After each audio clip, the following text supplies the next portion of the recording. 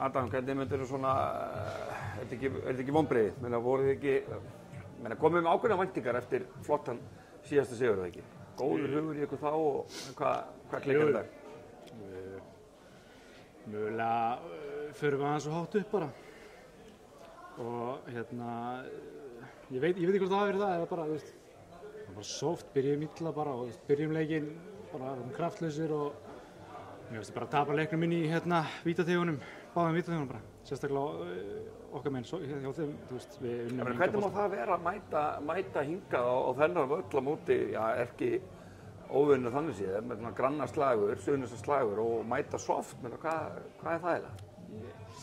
Ég veit ekki hvað það er. Það er mögulega bara, eins og ég segi, kannski fórum við bara aðeins svo hátt upp og héldum við værum betur en við erum, en ég neita samt að trúa því og mögulega líka bara þreyta og spennufall eftir að það var stór leikur sem við unnum síðast og við missum darrinn í leikbann, mér finnst að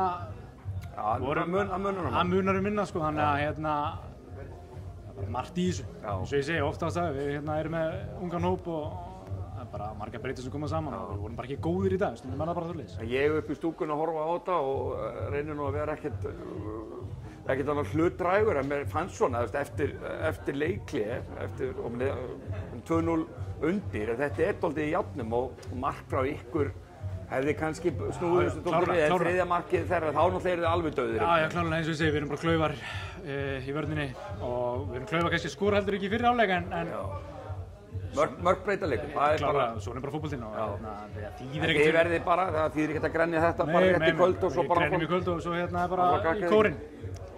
Bara frábært, takk fyrir. Takk.